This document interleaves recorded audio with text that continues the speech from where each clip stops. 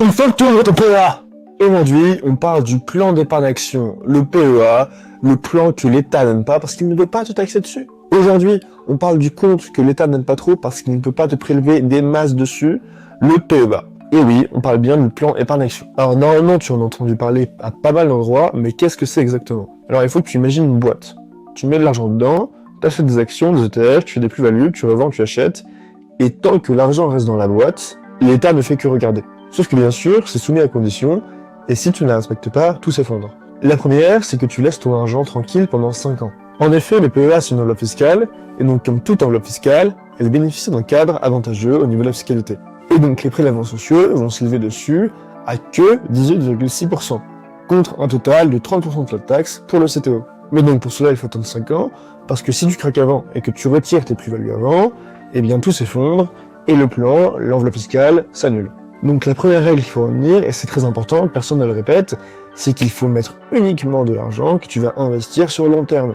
Tu n'investis pas sur PEA en faisant du stock picking, sur des actions que tu vas vouloir revendre dans 2 ans, ou même moins dans moins d'1 an. Maintenant, un autre inconvénient du PEA, mais c'est normal, c'est que tu ne peux investir qu'en Europe. Donc si tu voulais investir dans des entreprises américaines, tu ne peux pas directement.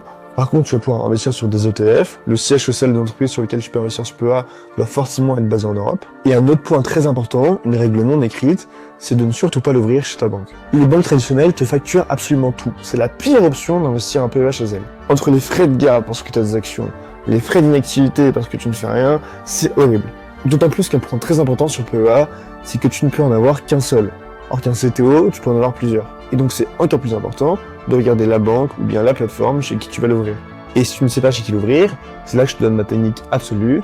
Ça va être d'aller sur mon site, qui est soit accessible via ma bio, soit en commentaire, tu peux commenter PEA et je te l'enverrai dans tes DM automatiquement. Sur ce site, tu vas pouvoir entrer tous tes critères d'investisseur, que ce soit le nombre d'ordres que tu fais par mois, le montant de ces derniers, ou bien alors la qualité du service après-vente ou quoi que ce soit. Et tu vas avoir un classement des meilleures plateformes pour ouvrir ton PEA, rien que pour toi. Et le dernier point qui est le plus important, c'est si tu te demandes s'il faut mieux ouvrir un PEA ou un CTO, eh bien la bonne réponse c'est d'ouvrir les deux. Et en plus de ça, il faut ouvrir le PEA le plus vite possible pour déclencher le timer des 5 ans dès que possible.